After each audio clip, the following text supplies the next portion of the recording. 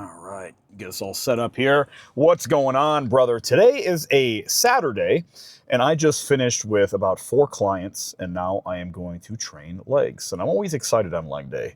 I just have this like strange relationship with training legs. I don't know. Like I would skip any other body part, but legs are one thing that I do not like to skip.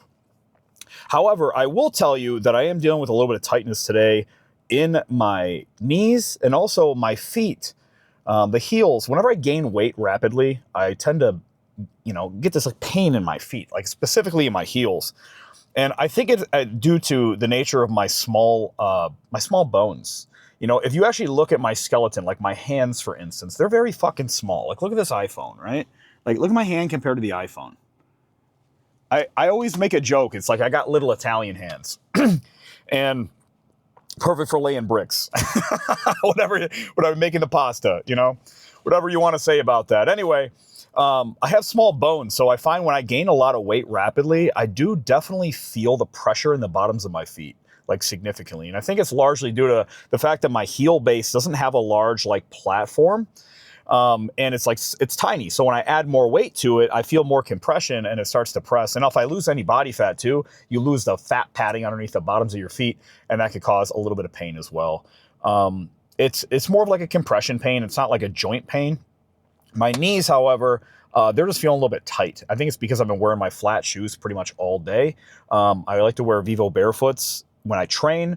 However, I've been needing to actually wear them all day with training clients too as well. So I'm wearing them for probably close to, 10-ish hours a day.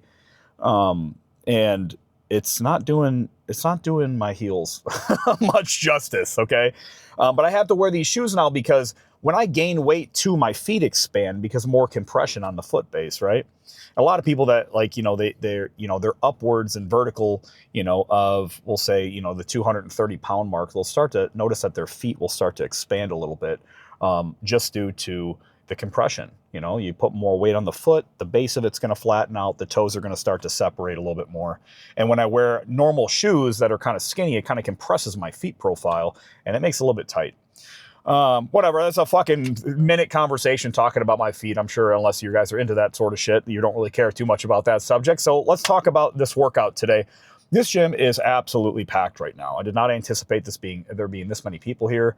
It's like 10:40 on a Saturday, although I probably should have anticipated some of that, because Saturday mornings typically people are trying to get their workouts in like kind of before they go out and about, before they hit their clubs or whatever the fuck they're doing. I'm gonna go home and do absolutely nothing. I like to edit all my shit, and I don't know, listen to an audiobook or something. Who knows? I'll probably have chores on my list today, to be honest. My wife will frequently look at me and she'll be, "What are you, fucking slob? Let's clean this shit up."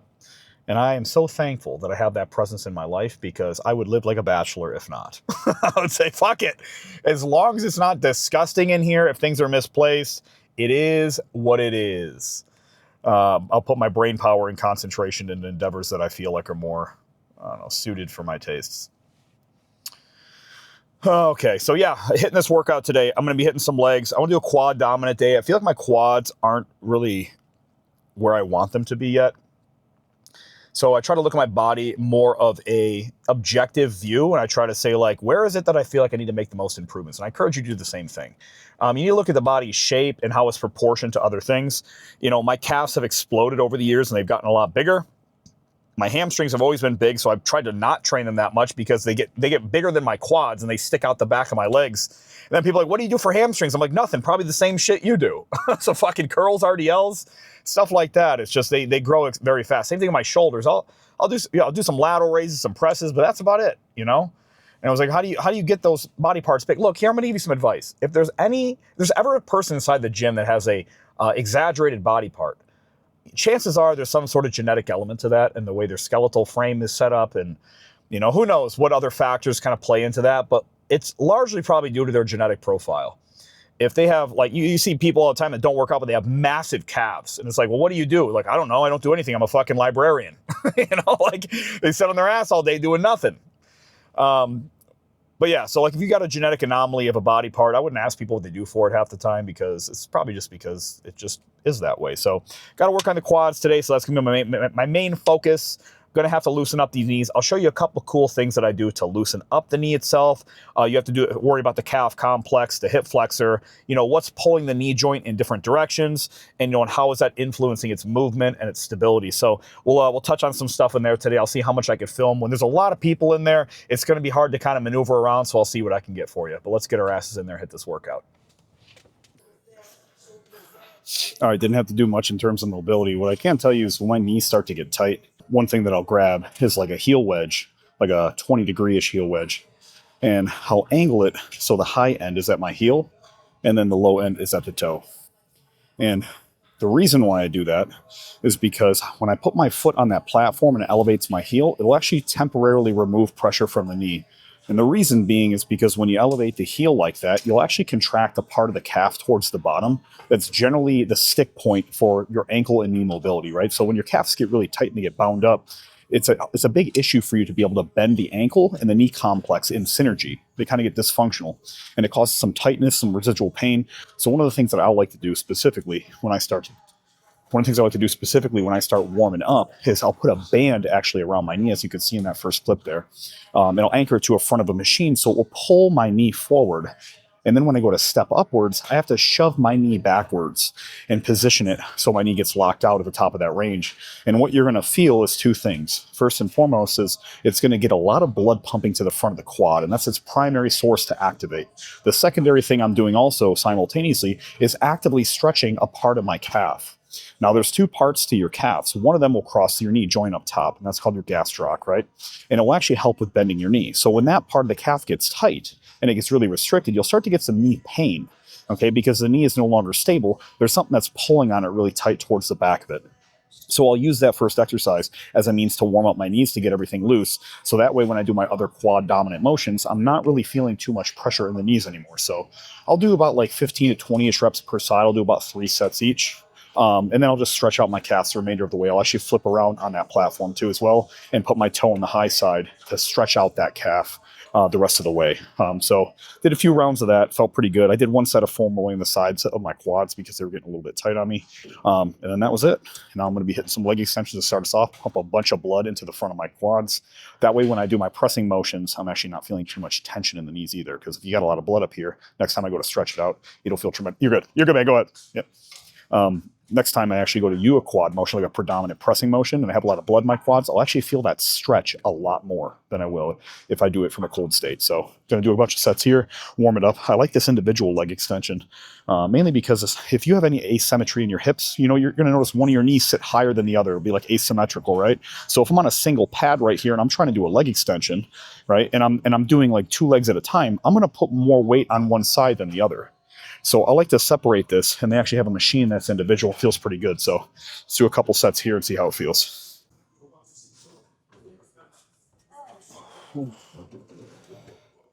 Okay. Another thing I like to do sometimes is when the seat's too far back on an angle, sometimes it impinges the hip and it actually cuts off the tendon for actually doing a full stretch. So what I'll do sometimes is elevate my butt a little bit, put me more on a flat plane, and I can actually feel more of the stretch coming from my quad and less coming from my knee. So I'll actually sit on my hand here. Okay, and another thing I want to do is rotate my knee open, because you're not going to access most of the quad tissue if you open up and rotate your knee to the outside. That external rotation that you're doing right there to open up the knee, it's going to target what they call a teardrop. It's a part of your quad, is towards the inside here. And it's going to put a lot of tension on this side of your quad, and you're going to lack development here with an extension. So I like to try to rotate my knee so I actually get full access there and I can get a full stretch. So I'll keep it in line. And then just go very slow. I'm not trying to max this machine out. I'm just using it as a means to pump a bunch of blood, very isolated in my quads. So when I go to do my heavier pressing motions, I can feel it. There we go. See, there's some stick points in it too on my way down. You'll start to see the muscles sputter. And I'm trying to work those out. Think about like trying to iron a muscle, right? There's some stick points there where my body's not allowing me to fully release the tissue. So I'll just take my time, go nice and slow, and just really squeeze and focus on opening up the knee joint at the bottom when it stretches, and then squeezing and focusing on engaging my quad at the top there.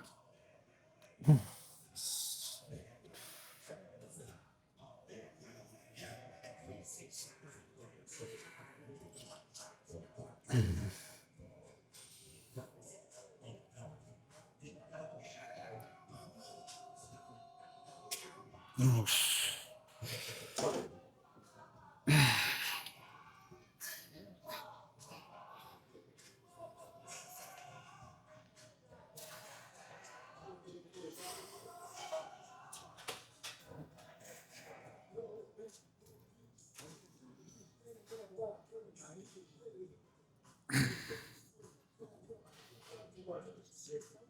on. There we go.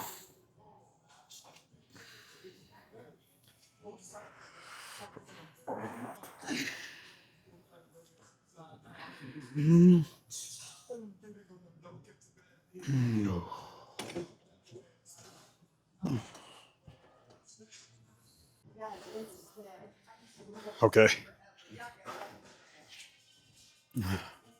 Now, I just did a couple sets of this to warm up.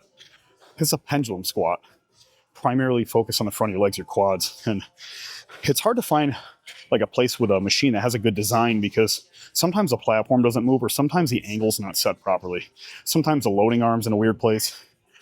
This one felt fantastic. And what I did additionally is add another band towards the bottom here. That way I keep progressive tension on my quads the whole time.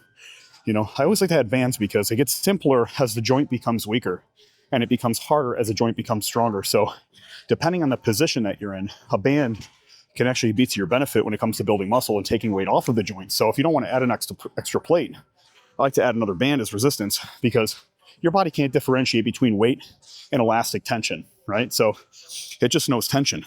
So adding a band is like adding weight, but it removes the issues at the bottom of the range when the joint is at its weakest point by removing weight from it. Because when the band releases its tension, when it's at the bottom instead of the shortest, it's not really adding too much weight to the machine. But when I go to the end of the range of the motion and my joint's in a much healthier position, my muscles are more engaged, it takes weight off. But I like to do a combination because the band itself isn't enough weight. So I'll add a little bit of weight and the band. And with each machine, it's going to largely depend on the muscle group you're using and also the way that the machine's set up. But you got to find a way to attach the band that makes sense. You know, it's got to be in a constant line of tension with the way the muscle actually functions. So with this machine, it's pretty easy because my backing, you know, where the seat's kind of pivoting from, there's an arm right underneath it that I can attach this band to. So I'm going to do a couple sets of this and go from there.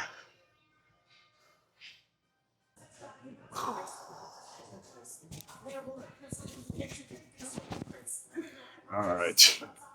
Feet position depend on your femur length, meaning how long is this bone right here and how much do you need to put your feet out? Obviously, I got some long femur, so I'm not putting my feet way back here. That's going to put a lot of stress on my knees. So instead, what I'm going to do is put my feet more up here, not all the way towards the end, but just enough to where, like, when I'm at the bottom of my range, my toes can come forward, or my knees can come forward towards my toes. So pushing this up, unloading the arm here, making sure my back's straight, tight abs.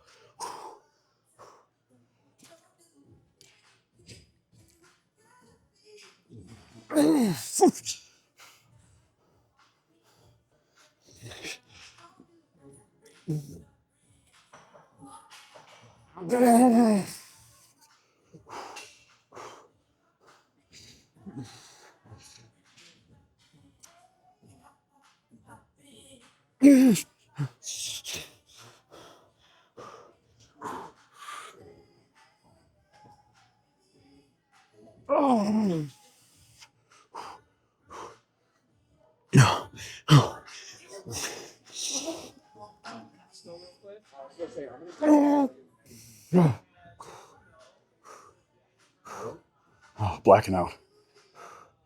Oh. Oh.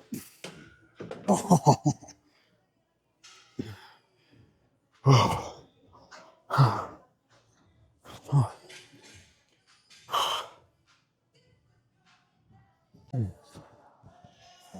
Okay, transparently, I had to take a break from that because two things. Number one, I started seeing spots, and I don't feel like passing out today. It's just kind of interesting, you know. I've never thrown up from working out, but I passed out a few times, and it's not a fun experience, you know.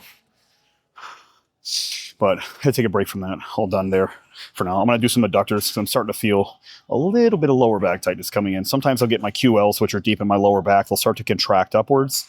Same thing with my glute medius. The top of your glute muscles will pull my hip base up a little bit when I start to get a lot of blood in my legs and starts to pinch my lower back. It's not like a super uncomfortable sensation, but it just feels like there's a lot of fluid and blood back there. It's causing some swelling. So I'm going to do some adductors, loosen up my hips a little bit, maybe foam roll. I'm going to probably hit some hamstrings and glutes and then some calves and then call it a day. It just depends. I may do some lunges too. I don't know. I start off and I push myself really hard when I start training legs. And then I'll scale back a little bit, and then I'll end up training for like another hour and a half. So who the hell knows where today's going to take me? But I'm going to do a little bit of adductors today. I've actually never used this machine here before, so we'll see how the hell this thing works. Okay. It's this machine's always strange because you got to open it wider than you're going to be touching. You know, if you come back and the weight sets down, it takes and eliminates the stretch from the adductors. So you need to actually set it further than you feel comfortable doing.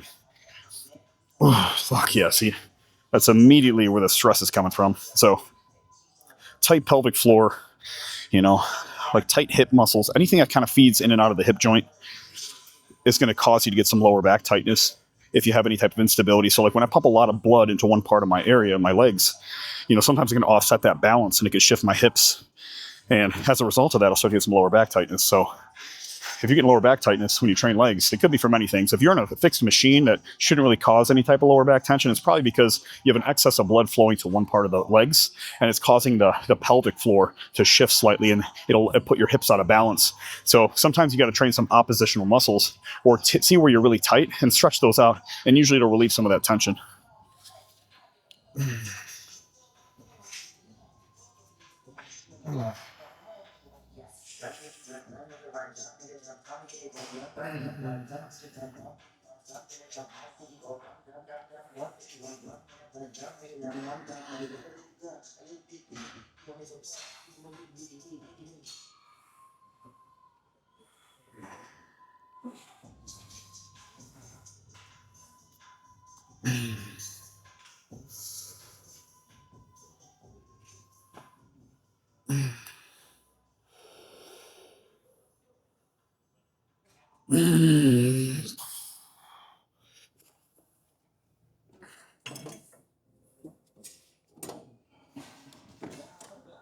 Whew.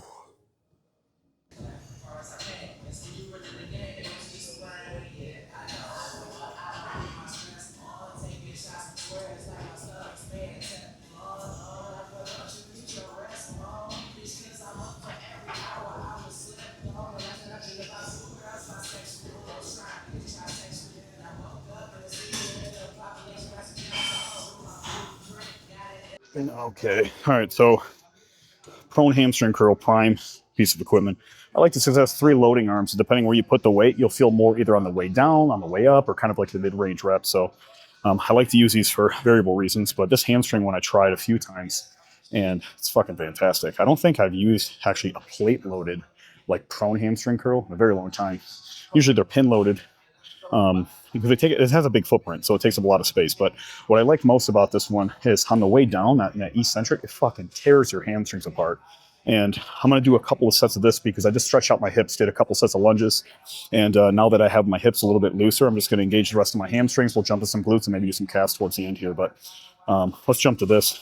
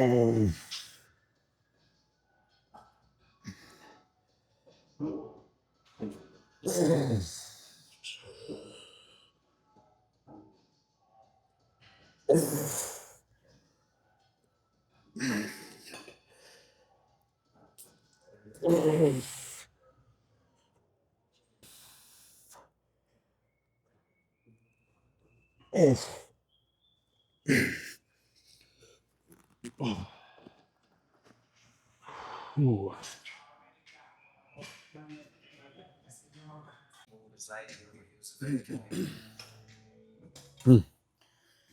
You know, like I was mentioning in the car, is probably the most common question I get is how do you build up your hamstrings?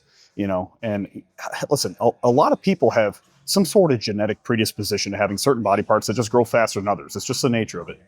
You know, I have my weaknesses, but I also have my strengths. And, you know, I'd always say like legs have always been a strength for me. They've grown very quickly, you know, kind of regardless of the weight that I've done, the reps that I've done, you know, the amount of time I've spent training. You know, I think a factor of it is also enjoyment. I do enjoy training them too as well, but I also think you're biased to enjoy the things that grow fast, right? I think probably the best advice I could give you is people train their hamstrings so explosively. They train them so quick. They don't actually spend the time to focus on squeezing it. You know, the biggest thing I keep in mind when I'm training hamstrings, I got to squeeze it like it owes me money, you know? Because if not, if you don't flex it, it functions like your bicep. If you're just like throwing weight all over the place and you're never actually feeling a squeeze inside of it, you're probably not going to get much growth stimulus. So whenever I'm doing any type of hamstring exercise, I need to think about it shortening, squeezing, flexing. If I can't feel that tension develop, I'm probably not using it to its fullest. So, you know, regardless of weight, you know, regardless of the exercise that you choose, you know, whether it's a seated, whether it's a kneeling, whether it's a lying hamstring curl, you have to focus on squeezing it. If you don't feel it balling up like it's going to cramp, chances are you're probably not using it. So it's probably my best advice to make them grow. Lighten up your weight, squeeze the hell out of it till it feels like it's going to cramp.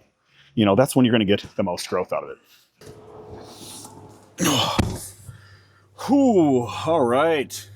That is that. I am cooked. Well, I did not work out for another hour and a half, like I said. However, I did push myself with those last few workouts there. So a couple of things that I hit was, you know, the good girl, bad girl machine, or rather just the bad girl machine, you know, sitting like you're in a fucking pap smear.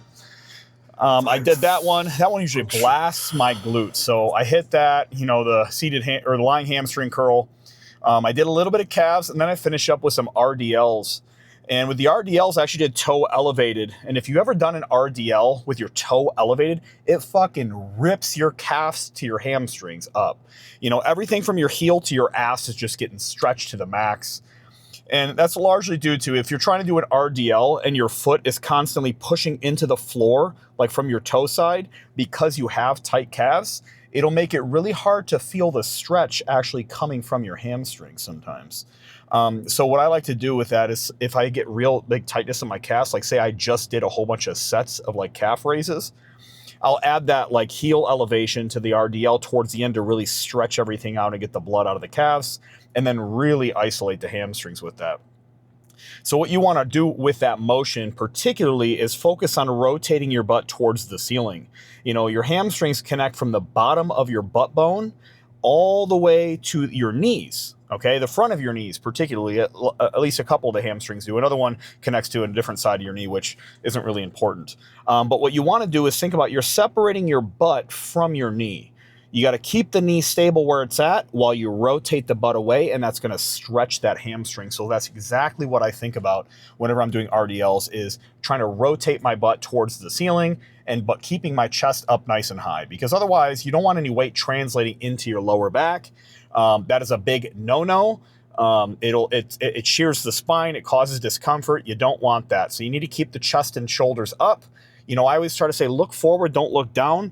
If you're looking down, you lose your sense of balance. But on top of that, you have a propensity to like lean forward and, you know, focus more of the tension coming from the upper body rather than the motion of the hips. So chest up high, butt out, rotate the butt towards the ceiling to really stretch those hamstrings out.